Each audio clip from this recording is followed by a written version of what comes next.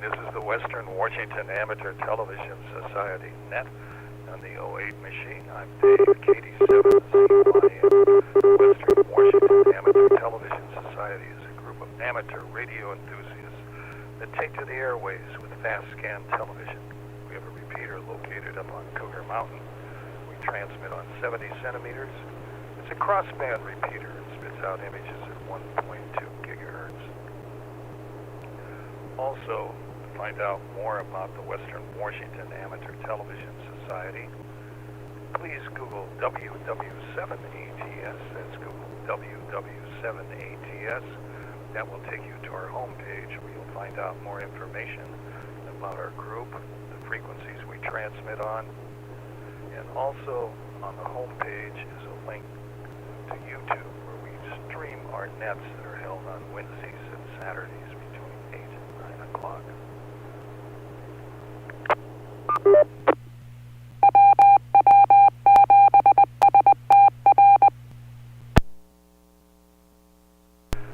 Also, we'd like to thank the SeaTac Repeater Association for letting us use WW7STR's repeater 147.08 with a specific tone of 103.5 for our nets.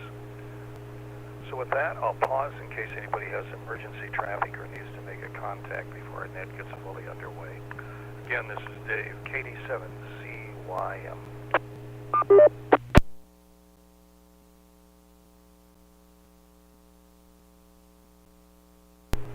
Hearing none, all those checked in by video link are Ron, KD7QKU, Jessica, KF7UHK, Bob, K9BQ, Richard, K7ITX,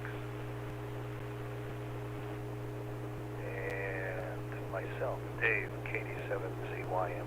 Is there anybody else who would like to check in?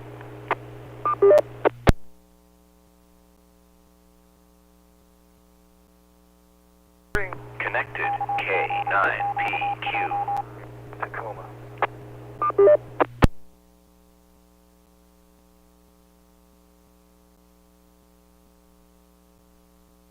On me, Dave.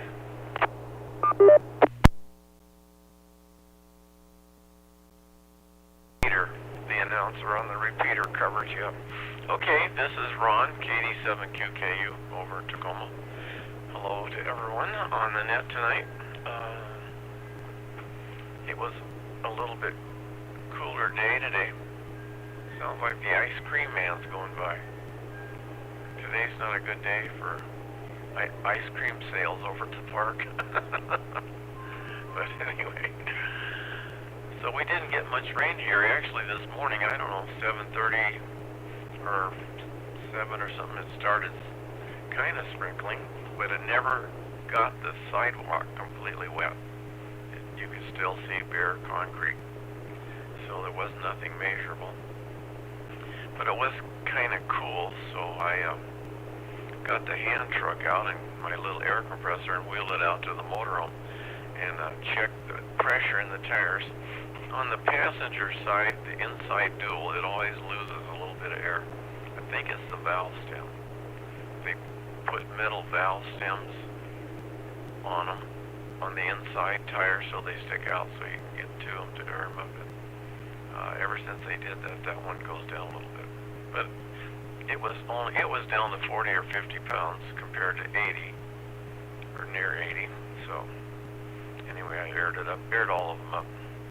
So that was my big project for the day. So back to net, KD7QKU. QKU. Let's go to Jessica, KF7UHK.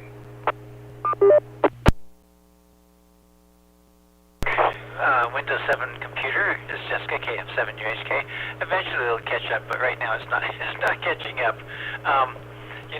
Ron, and your valve stem reminds me of my dad once bought this truck with a camper.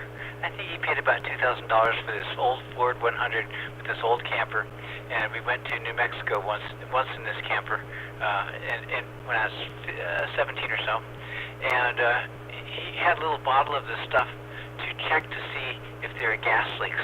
So we went around and taught me how to go look for gas leaks, and I went around. And basically it was expensive soapy water. So we made sure to have an extra little bit of soapy water. We could always do it without the expensive stuff. So I'm thinking, you could always put a little soapy water on your around your where you put your air into your tire and see if any bubbles come out, and you might say, aha, there's a leak. So just kind of interesting. Let's see. We had the same event with the rain, which was like some big sprinkles, but it never really covered anything. But it sure felt nice compared to some places like my favorite one to talk about, which is Death Valley, California, where I think they clocked in only at about 112 today, whereas last Friday it was more like 120. So I will take our weather any day. Don't tell anyone about our great weather up here, even if we get a little bit of rain. I think it's pretty cool. Otherwise, I'm going to pass it back to Jessica. KF7 UHK. UHK. Let's go to Bob. K9PQ in Bottle.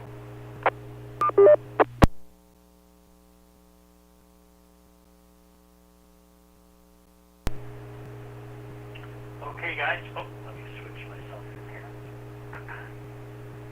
There we go. Well, as you can see, I've got my headset on. I am on Echolink today. Am I coming through okay? There we go. Thumbs up all around. Thank you. Yeah, I've got my antenna up just like usual, and I just never seem to know what's going to cause me to have bad reception, but it was really, really bad today. I had trouble understanding anyone over the repeater. The noise level was so high. Yeah, let's see. Pretty good day today. Had a nice conversation with my brother on Long Island.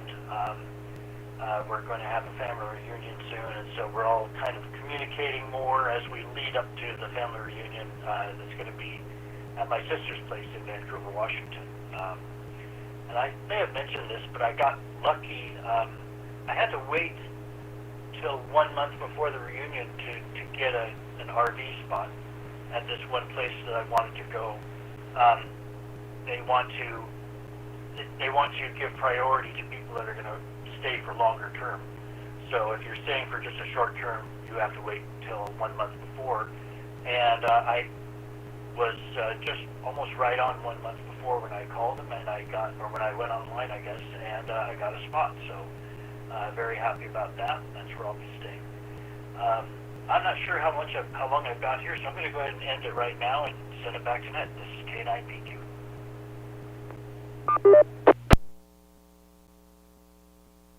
PQ. Well, let's go to Kent. Richard, K7ITX.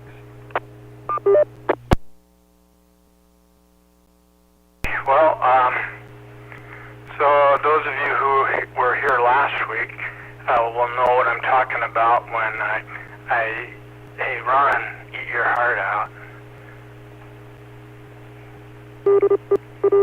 Yeah, there you go. So, if Jessica's still listening, I don't see her, but if she's listening, Ron's got a real extra short haircut, and Joanne cuts his hair just like Debbie, my YL, cuts my hair, and so he got his cut on Wednesday, and I got mine cut today. So I think maybe Ron wanted his style to be closer to mine. Okay, right, okay. All right, well, that's all I have for right now. K7ITX, back to net control. K7ITX. Thank you. Oh, this is Dave, KD7CYM in Lake City. It's got 69 degrees out, and it's cloudy. Had a little rain this afternoon, just a few drops came down. But boy, I've been suffering from, I think, pollen in the air. I'm just all stuffed up with allergies. I was hoping we could have some nice rain that would keep those trees from doing whatever they do to make the pollen. So anyway, such is life. I shall survive. But anyway, I just sniffle a little bit now and then. That's about it. And this is Dave, KD7ZYM.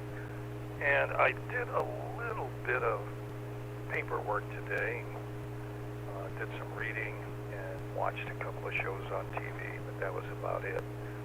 So it's been sort of a laid-back day. So this is Dave, KD7ZYM, and this is the Western Washington Amateur Television Society net on the 08 machine. So with that, I'll send it back to the top to Ron, KD7QKU. KD7QKU here. Well, I have a story, I guess, for Richard. You'll all probably enjoy it, but Richard will enjoy it. I watch Jay Leno on YouTube a lot. So, I click on him and then he just goes from car to car. It's about 30 minutes he spends. And he really tells you all about the car. Lots of times he puts them on a rack, shows you underneath, shows you how they've changed them. He doesn't like to change cars, but he likes air conditioning in cars, and he likes the battery. He puts about the same battery in all the cars and stuff. So they usually change fuel tanks, and then they'll usually fix the brakes and the master cylinders and everything, so they're safe. And but today he was showing some Porsches that he has, and so he has this one Porsche he paid $400,000 for. I think he got it new, and it was one of 1,200 that was built in that particular area. It's not totally new right now. I don't know what year it was. Anyway, I had like 650 horses, and it would do over 200 miles an hour. So Jay said he had never driven a car 200 miles an hour. So he was Talladega or someplace he went to the track, and he wanted to drive his car 200 miles an hour. So they helped him. He taken lessons and everything, and then he goes out and he's running his Porsche. So he makes this lap and he's going 192. He didn't quite make 200, so he's going to go around again, and this time when he comes out of the corner, he's going to hit it a little bit harder so he can get up to 200 on the straightaway. Well, he forgot what they told him, so he's going down the track at 192, and he's taking his foot off the gas. And that's a no-no. Richard puts his hands, it's just like putting the brakes on. So, the compression of the engine, the back tires just automatically, I guess, start sliding. So he did 5 loop-de-loos going down the track, starting at about 192 miles an hour in his own car. And he could have, he said he remembered one other thing. Don't take your foot off the gas, slow down slowly. And another thing he remembered is one of them told him, wherever you look, that's where you're going to crash. So he said every time the wall came around, he tried to look the other direction. And I guess when you do that, maybe you turn the steering wheel. But he said, it happens so fast, you don't even know what happens. So anyway, he said he limped back into the pits and ruined all 4 tires. But he said he never did make it to 200 miles an hour, I guess. But he said, don't take your foot off. 7QKU.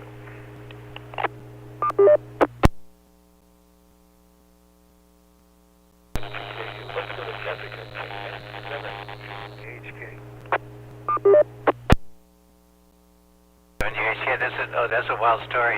That's scary. I've gone as fast as 105 in our little 98 Mustang GT.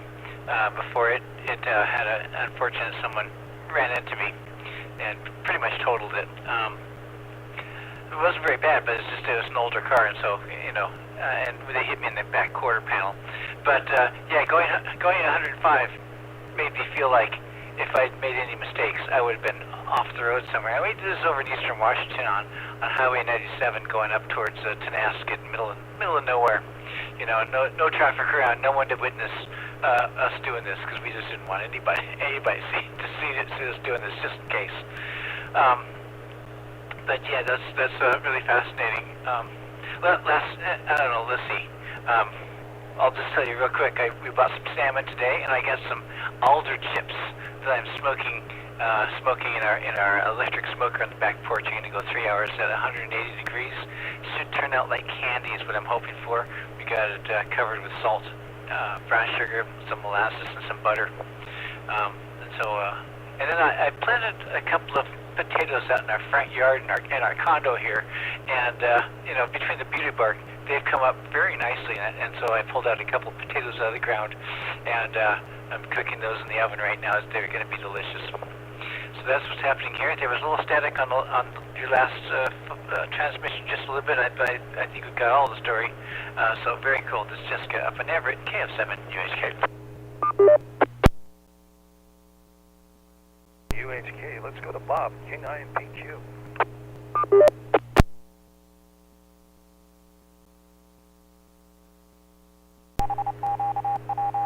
Okay, well, I lost track of the order. Hello again, and I see James has joined us. That's nice. Well, that's a great story, Ron. Man, oh man. Jay Leno trying to hit 200. I think, oddly enough, I think the fastest I've ever gone was on my Triumph motorcycle. I just touched 100, at least indicated. I don't know if it was real, but that's what the speedometer said. And on that bike, the speedometer went up to 140 maybe, which was never going to happen, but that's how high the speedometer went. And that was on a straightaway, but not where you might expect. It was on a straightaway going across the Carnation Valley somewhere near Duval. This was in my younger, stupider days, and I got up to right around 100 and then quickly got back down again. Interesting thing about that bike is it was very much like your typical Triumph Twin, except they made a what they call sort of a scrambler version. It had high pipes, and it was geared down slightly. So it could accelerate great, but its top speed was lower because the final gear on the rear wheel was larger, so it gave you better mechanical advantage. You could accelerate better, but you're going to hit that top RPM at a lower speed, which is pretty much what happened because it was push rod. It was a 1970 Twin, and it was the old push rods. They hadn't switched over to overhead cams. And the valve started to float, and that was pretty much, that was as high as that was going to get. But yes, that was my land speed record for myself, and that was many years ago. I think I was in my 20s at the time. What else is happening around here? We had our meeting this morning, of course. It was a short meeting. There wasn't a whole lot on the docket, but it was nice to take care of business, and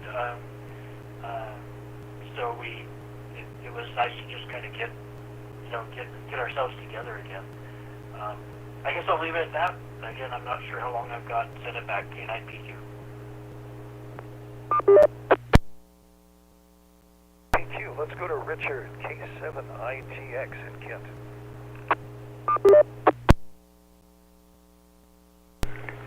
Yeah, that is a cool story, Ron.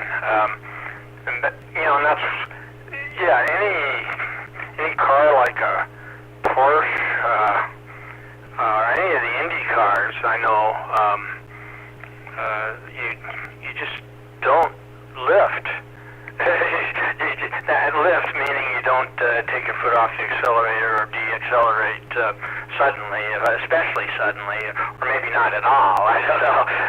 I've never driven a car like that before, but I know that the way you deal with the accelerator, and typically when I ever hear anybody talking about the car in front of me lifted, or I told them don't lift, it's always in a very sad situation. It's never good. So, no, I've never driven that fast before. I have ridden in a Plymouth Roadrunner, 69 Plymouth Roadrunner. And I think I might have mentioned this before, driving from Vancouver, British Columbia, back to the States, and we're young. I mean, I was 18. I think 18-year-olds have no business driving a car like a 69 Roadrunner or a GTO for that matter. I think they're kind of the same thing. I mean, you're just way too young. That's way too much car for kids.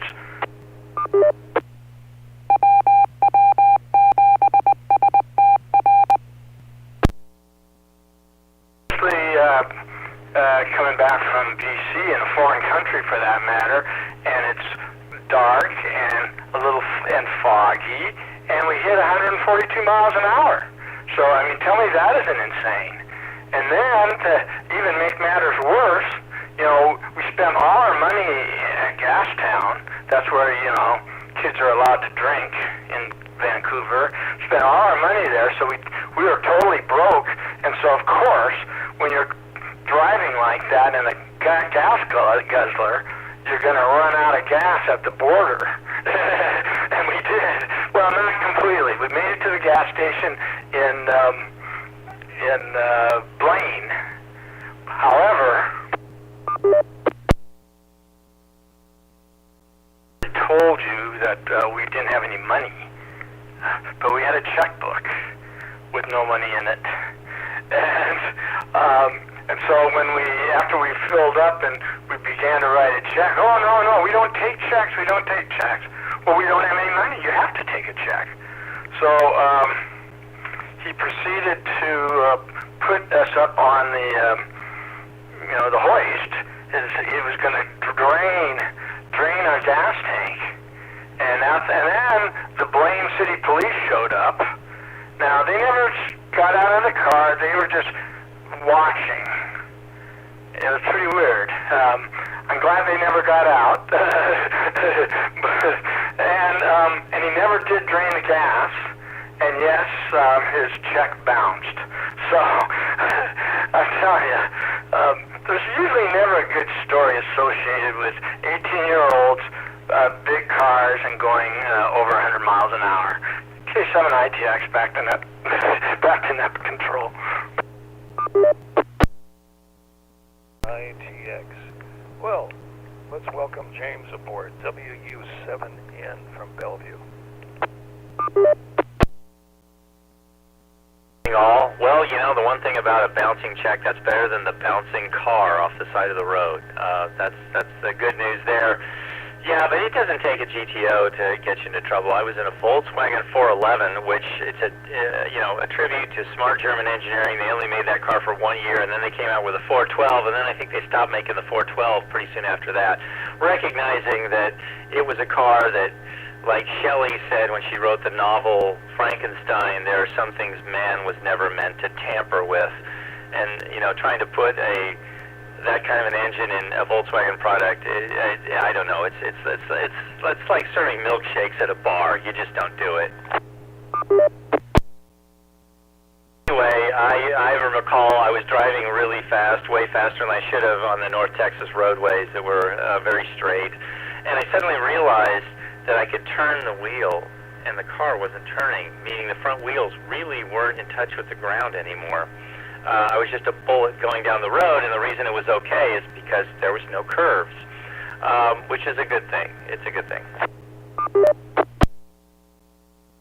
It really did calm my driving down. I was in a program at Midwestern State University to become an emergency medical technician, so I got a good appreciation for physics, I think at an earlier age than most teenagers did.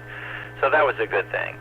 And plus, they had just lowered the drinking age to 18 in Texas, and so I was quite young to be in that program, and they said, well, it'll take, lots of time to get through your clinicals because you got to get so many compound fractures and so many internal injuries and, so many intubations and all this stuff. But I would go in on a Friday in the ready room, and the red light would start flashing, and run out to one of the mobile intensive care units, and it wouldn't stop until Sunday, and then I would go to sleep and wake up Monday and go back to school, and I was done in, I think, a year and a half. And so I was too young to still buy alcohol, but according to the Texas state license, I could inventory and dispense morphine sulfate, so figure that one out.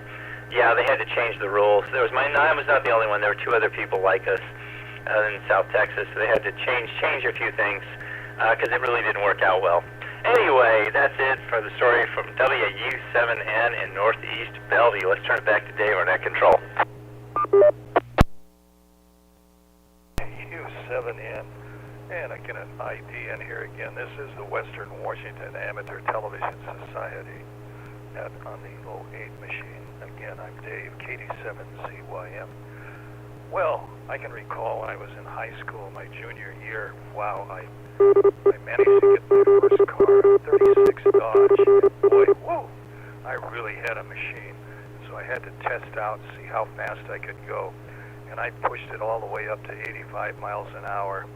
And then I thought, wow, was I a speed demon? But that was about it. In about I would say 58. So anyway, there wasn't anything more powerful on the road that belonged to the kids in my group. So I became a senior in high school, 1960. One of my buddies' dad had bought a brand new Cadillac convertible, and he went out for a spin, and the freeway had been completed over in Spokane, and so we were heading to Coeur d'Alene, Idaho, and he was pushing the car, and all of a sudden there was this red light behind us. So he pulled over, and he was clocked at 105, and he was kind of worried about how he was going to tell his dad what he did with the ticket. So I didn't have to find out what happened after that. He didn't seem to be driving the car around anymore. So anyway, that's my speed stories. This is Dave, KD7CYM. So let's go to Ron, KD7QKU. Okay, KD7QKU. This is Ron. I guess I've never ridden a motorcycle, Bob, at 100 miles an hour. I guess I'm chicken. I've only had a few motorcycles, and they were mostly dirt bikes, but I've sure driven a lot of cars at 100 miles an hour. Most of the cars, the speedometer only go 120. So I bought a Chevy, brand new in 1967, the 348, engine in at 4-speed, and I wanted a 66, but I just couldn't do it. I had a couple of kids and just couldn't bring myself to do it, so I had to wait a year. But anyway, it had dual 4 barrels, and it would go 60 in first gear, and it'd go 90 in second gear, and you could bark the tires when you dropped it in fourth gear, and I don't know how fast it would go, but it went fast enough. It would, vary the speedometer, and I guess I never really got a ticket at those speeds to tell, but anyway. But yeah, no, it was fun. So what else is going on? I don't know. Jay Leno, like I say, I really like Jay Leno. He's easy to listen to. I relate to him, I guess, or something. He's a nice guy. He really fills you in on the car that he's showing you. And he shows you under the hood, like I say, puts them on the rack and everything else. And he has some cars that he has hardly ever restored. The other day he had this Jaguar coupe, and he bought it. He says that where he lives, there in Hollywood or in California, there was a lot of engineers that worked at, what was the airplane company down there? I can't say what it is now. But anyway, they all worked there back in the early years, and they had quite a bit of money, so they bought a lot of nice cars, and they stuck them in the garage. I think this was a '63 Jaguar, coupe roadster with a hard top on it. Actually, it didn't have a hard top on it; it had a soft top on it. And he bought it. Somebody said, "Hey, they bought it near where he lived." He said, somebody told him there's a car in a garage down the street. I think you'd like to have it. So he goes down there. Of course, somebody had passed away, and the family's clearing out the house. So there was this car. It had junk piled all over it in the garage. It was this Jaguar. Forget how many. It only had 12 or 20,000 miles on it. And so, he got it. Tires were flat and everything on it. But the interior was just like new, and the top was good. So he said it was too nice a car to restore, so he doesn't like to restore all of his cars. He just likes to keep them in the condition they are, and like that one, they just cleaned it up and did the brakes and brake lines and gas tank. And he had to put a new the holding tank on the radiator, it was rusted out. But then they, of course they polished it, cleaned it all up. He's got detail guys that are fantastic, and they did the same with the engine, cleaned it all up. But the car had never been actually restored. Had a few nicks and dings and stuff in it, but really a beautiful car. I forget what he said he paid for. I would say like $7,000 or something. But anyway, he has so many cars and they're worth so much money. It's just, and Jerry Seinfeld, just before that, the two of them were together, and Jerry Seinfeld, he just loves, Porsches too. That's kind of how they got into Porsches, but they were out running around in Jerry Seinfeld's Porsches, and then they started running around in Jay Leno's Porsches. So, anyway, these programs just go on and on and on. I listen to some Jay Leno just about every day for one or two cars. He has so many cars it just boggles the mind. And same with Jerry Seinfeld. But Jerry Seinfeld's Porsches are all worth millions of dollars, my goodness sakes. I don't know, those guys, money, I guess, they made a lot of money and they sure spend it on cars. So, I can't imagine what Jay Leno's car collection is worth. I just can't imagine what it is. Every time he brings out a car, just like that Porsche Stace that he paid $400,000 for, it's just, one of many. All right, back to Nat, KD7QKU.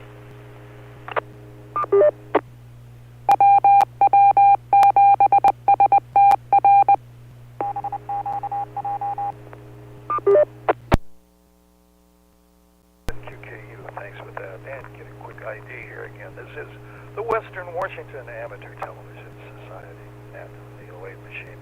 I'm Dave, KD7ZYM. Let's go to Jessica, KF7UHK.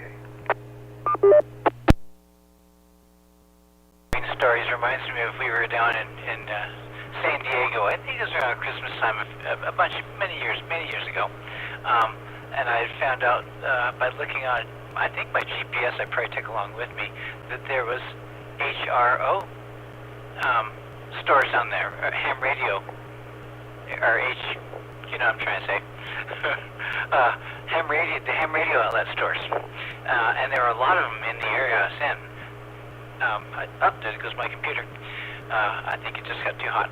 So I said, let's go shopping at an ham radio outlet and see what I find.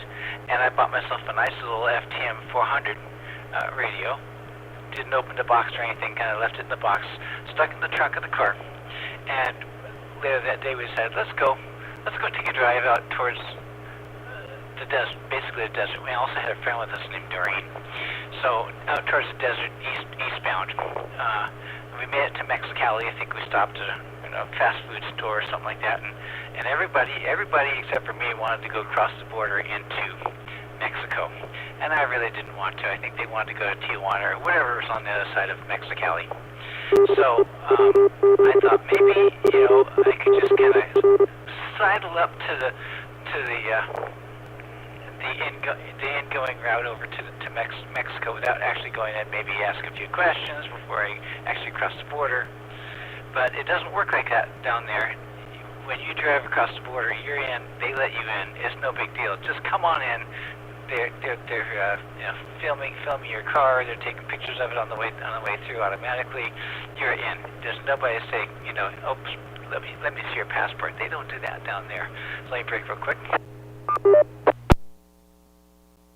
I instantly saw also that everybody trying to get back to America was giant lines.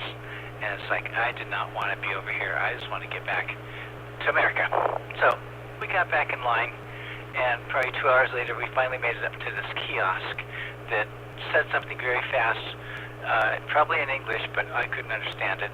And it was trying to tell me, here's what you need to do at this automatic kiosk. Couldn't figure it out. So we finally made it up to an attendant. They had us pull our car underneath one of these big porticos, and asked us to get out of the car and to open up everything in the trunk and the hood of the car. And and I said to the very nice gentleman, I said, "This is a rental car. I'm not even sure how to open the trunk, or how to open the front of the car, the engine compartment." And he looks at me with this face and says, "You'll figure it out." We finally figured it out, and I was so worried that they're going to look in the back of the trunk. They're going to see this very expensive piece of equipment still in a box, nothing else in the back there. There's nothing else, just a ham radio sitting in the center of the truck. I was thinking, oh, please don't confiscate this. I just spent, many dollars on this thing. And luckily, after they checked everything out, and they looked at our passports, and they looked at everything, and they tapped on the car. They didn't find anything. They let us go, and we were so happy to get out of there. But that was my story about crossing the border with a rental car and a ham radio in my back. This is KF7 Newscast. HK. Let's go on to Bob, G9PQ.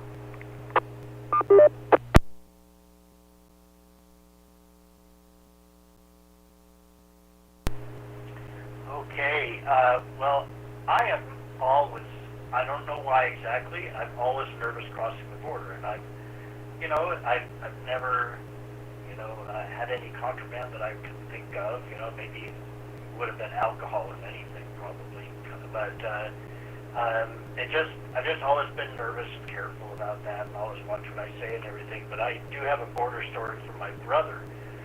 He, with two of his buddies, when they were in high school, they drove up to Vancouver to see a concert, I think. And so here are three teenage boys in a car coming over the border in the middle of the night on the weekend. And what do you think the chances are that their car gets searched? Well, one of the guys was stupid enough to have a bag of pot in the car. And so he admitted to it, so my brother didn't get in trouble. But they impounded the car. My dad had to drive up to Blaine to go and get Dom and bring him home, and he was not happy. Those were not some happy times around the house for a while, I'll tell you that. Okay, that's my story this time. Back to Ben, K9PQ.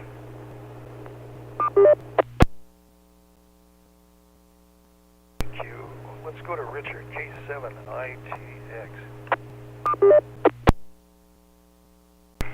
Well, yeah, Bob, I lived in Bellingham, when I went to college up at Western for 5 years, and so 19 years old is the drinking, when you can drink in alcohol, and then, it's just a 20-minute drive, if that, from where we live. So, I knew I was an expert on the border. But I had a lot of friends that weren't, that would come up from Tacoma and Seattle. And they knew I lived in Bellingham. But yes, no, you learn real early that you do not take any contraband, pot, if you will, across the border or try to bring it back into the United States. You just don't do it. Or they'll confiscate your car and they'll hold it in hock for hundreds and hundreds of dollars, maybe a couple $1,000. And it's no man's land, and they get the money, they get to keep it. It's not like it's bail or anything. It's just the money's gone. And I had more than once some high school friends and buddies would call me in my dorm room and say, "Dick, you got to help us. You got to help us." I go, "Well, what's wrong?" "Well, we blah blah blah across the border, and we're stuck here now, and we can't get our car back, and we need $800. And I go, "You got to be kidding me! You think I can help you?" You're talking about talking to the poorest person in the world. So, I felt sorry for him. But I could never help him. And of course, knowing this, if we ever did go across the border, in fact, we would never go across the border, the regular I-5 border. We'd go to, they call it truck customs. And truck customs, just on the other side was the Tudor Inn. Really cool little, hotel, big the bar, you know. It was just great, you know. I love the fried mushrooms, and just seemed like the beer was stronger over there, you know. But we always made sure, don't bring any pot, you know, clean out the car, just don't bring it.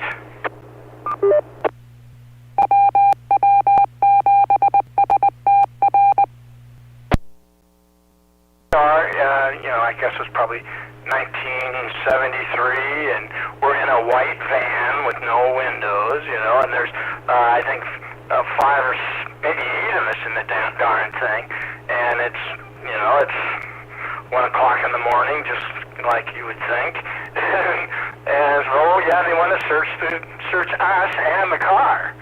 I mean, search our bodies, literally. Well, they never made us get undressed, but I'm telling you, though, I mean, it wasn't the kind of search. Well, oh, you know what got us in trouble? It was fine until he opened my girlfriend's. Well, back then they used tampons and stuff like that, and I guess they still do. But they opened up her container with her tampons in it, and I guess there might have been a couple flakes, or maybe it's marijuana seed or something. And so, oh my God, that's the end of the world. We gotta go in and search everybody now. And quite literally, they took a white envelope or a white piece of paper, and they turned my shirt pocket inside out and then flicked all the lint onto this card. And I thought, oh my God, what is that? So, but ultimately, they just could never find enough. I mean, 1 or 2 tiny seeds and a couple flakes, literal flakes, just was not enough to get our rig confiscated. But, whew, you just do not take a chance. And even when you try not to take a chance, if they want to, they can get you, period. They really can. K7ITX. K7ITX, let's go to James, WU7N. Richard, it reminds me, I talked to a Dallas cop who was about getting ready to retire when I was young, and I said, is it true that, you know, cops carry this little gun around in their pocket to throw down next to the body? And he says, not true at all. I said, so, you don't carry the gun in your pocket? And he goes, no, not in the baggie. I had to think about that a little bit. Okay. Well, so anyway, yeah, you're right. There's the other institution I got introduced to from a guy who had worked for both the Federal Drug Enforcement and also the California Highway Patrol. It's called the Magic Pencil. If you talk to a cop and he wants to get you for something, he just writes down what he thinks you said. And then later in court, that's the absolute gospel truth. So, yeah, that's why there's a famous YouTube video why you should never talk to the police. And it's a very interesting video. It's almost comical because the lawyer talks 1,000 miles an hour, and then the cop, who's also a lawyer, who you expect to disagree with it, goes, well, no, that's pretty much the way it works, which, you know, is because he's got this slow southern drawl. It's just kind of a funny contrast. I highly recommend it. It's it's got like some incredible number of hits on it. Why you should never talk to the police on YouTube. Well, your story, Richard, about the hotel just across the border, that kind of reminds me of a historian's write-up on Seattle at the turn of the century. And he says that there was some, 1,500 seamstresses that were registered with the tax authorities in Seattle right around the docks, but no one owned a sewing machine. Much needle and thread around either, but they certainly had a good tax base there. So, well, anyway, it's about 1:15, so let me turn it back to our net control. This is James, WU7N in Northeast Bellevue. Go ahead, Dave. WU7N, this is Dave, KD7CYM in Lake City. Oh, yes, illegal marijuana. I can recall a story I was on in the 70s. The Coast Guard in the U.S. confiscated quite a bit of bales of marijuana, and they filled up two 40-foot vans with the confiscated marijuana. Then the disposal of it was try to figure out where they were going to get rid of it. Well, they decided to go take it up to Canada, went across the border into this big open field, and I can say I didn't smoke the marijuana, but it smoked me. They burned it, and oh my, there was quite a bit of people, kids around the facility with the fences. And then when I came out of the area, I remember one of the kids said, "I'll give you $5 if you roll down your cufflinks on your pants, your cuffs on your pants, and give me what's inside it." Well, the stuff didn't migrate up to the cuffs in my pants, so anyway, they tried to see if they could get some contraband. But anyway, I said, it smoked me, I didn't smoke it.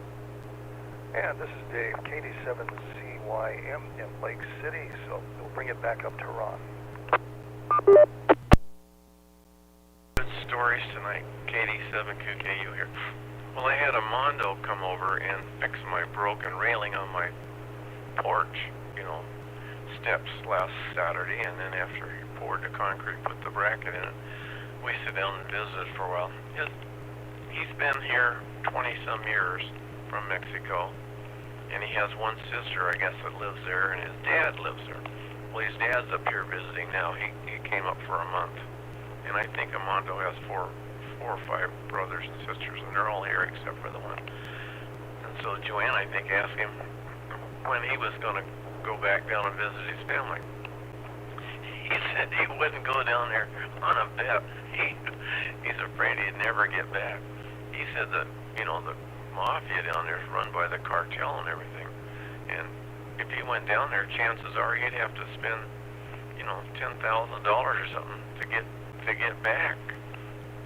Even though, he's lived here 25 years. He said it ain't worth the risk, especially now with all the immigrants, everybody coming over the border and everything. He just wouldn't do it. He said, he helped his dad get up here, but his dad, I guess, must have a visa or something, and he'll get back. I don't know exactly how that works, but it was kind of interesting. Armando said no, he wouldn't go back down there right now for anything. He's glad to be an American. He wants to stay here. So I guess I never thought about things like that. I guess as it is getting close to end of the net, I'll just turn it back to somebody else. KD7QKU. QKU. Let's see if Jessica's still with us. KF7UHK. With you. This is Jessica, KF7UHK. I was on one of these ship cruises, and I think when I was somewhere like Alaska where you can freely buy marijuana, I think I bought. Now I just gotta say, I don't smoke right now. I'm absolutely clean because I'm driving, and they will test me one of these days just because they'll do that. But I bought some Alaska marijuana, and didn't have very much with me, and I had a little way to smoke it. And the thing is, on a ship, there's only one place anyone can smoke anything, like cigarettes or pipes. And it's usually like the 14th floor, port side, outside, underneath a little small shelter area, and nowhere else on the ship can you smoke. It's just completely verboten. But you go up there on a day when it's raining, it's windy, and the boat is heaving, and you have all these people up there, all huddled around each other or in some little way, so they can smoke their cigarettes because they gotta have it, right? So I'd go up there and I'd act like I was, unfriendly or something, and sit there and smoke my little marijuana in the corner, and hopefully no one would smell it. And absolutely paranoid, but once again, the boat's heaving, the waves are splashing, so that's my story. I won't ever repeat that to anybody or law enforcement, but it was a long time ago. And I probably wouldn't even do it again because I was too worried I was going to get caught as they check you in and check you off boats, because they're very, very thorough about checking you out in other ways, such as the X-ray machine and stuff like that. So that's it for me up here in Everett. This is the KF7 USK.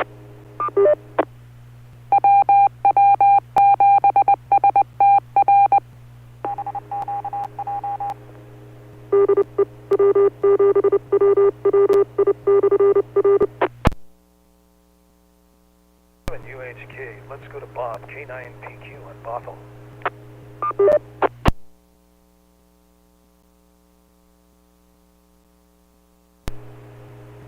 Okay, well, I have one more.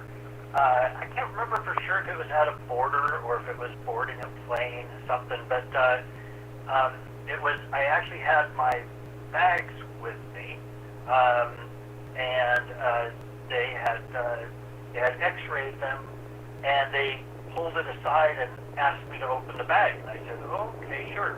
He said, but did you put anything in here? I said, well, I think it's just clothes. And so I was kind of digging through, and I really I have no idea what this could be.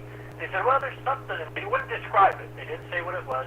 They said, well, just keep kind of looking. And so I'm looking around. Finally, I realized and found that I had saved a couple of cobblestones from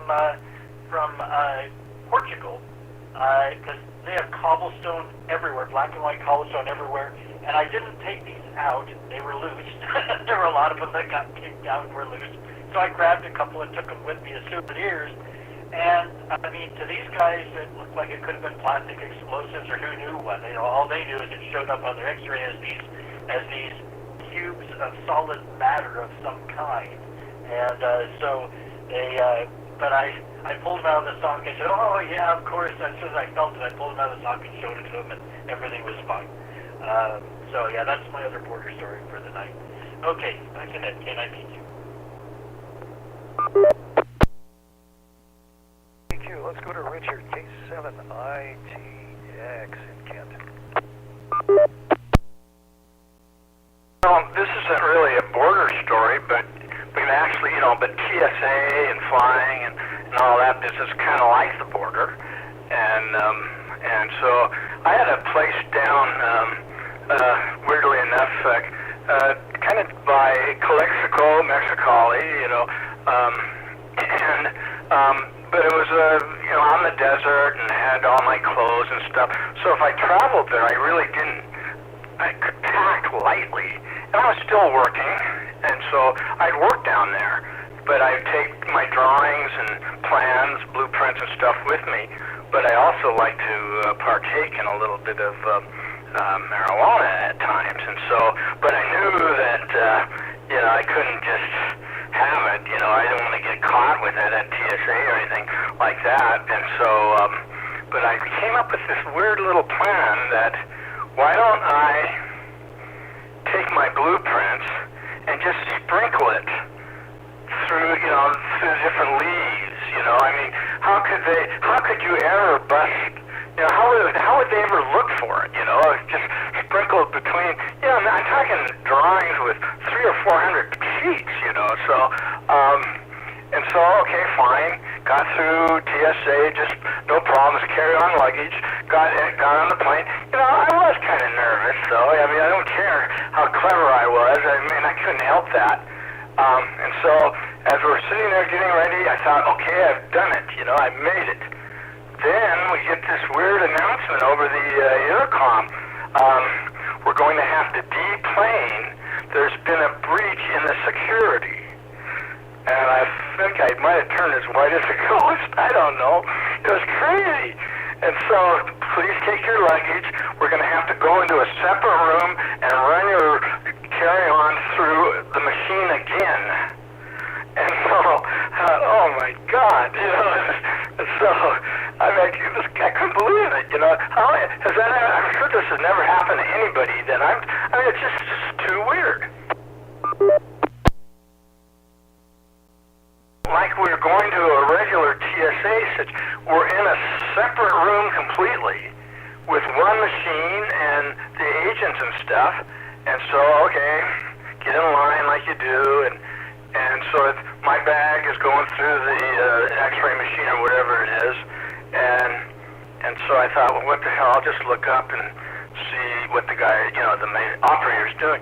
When I look up at the operator, he's staring right at me, and I went, oh shit! I don't know. I don't think I jerked away, but I just kind of, I wasn't looking that way. Anyway, I don't know. No big deal. They weren't looking for me.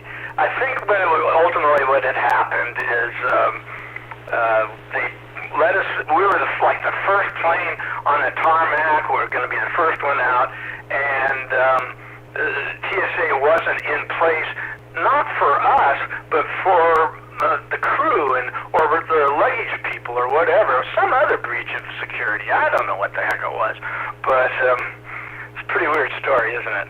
K7ATS back to net control. ATX, let's go to James, WW7N. I've always said, if you can only think of one way to cross a border, you have a pretty poor imagination.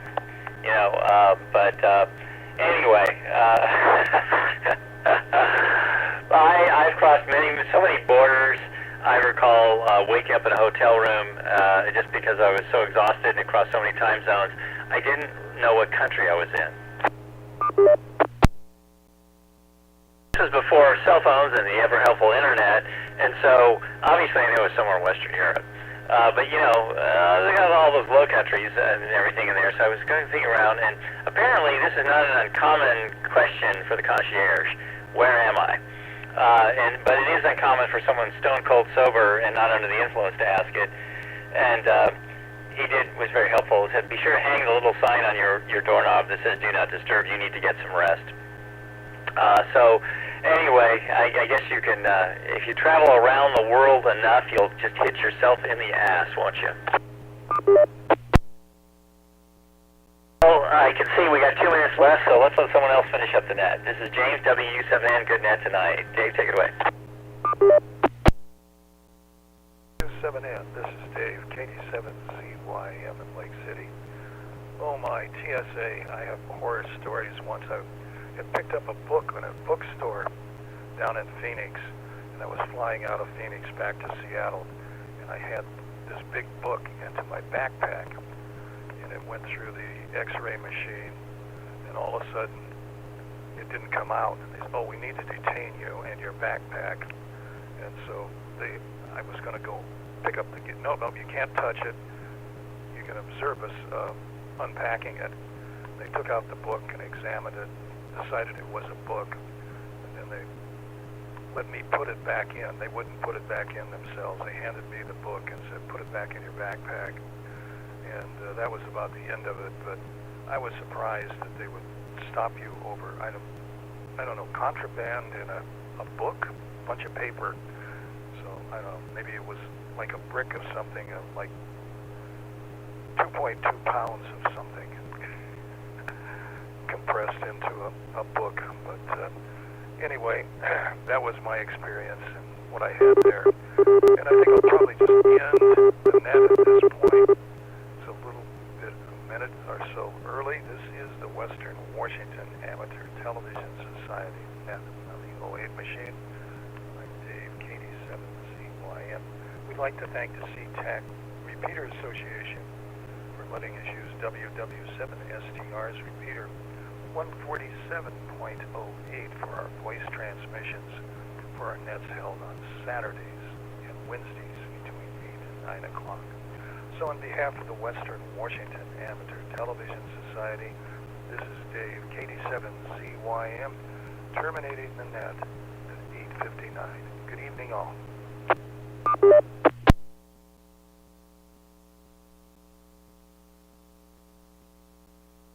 PQ disconnected.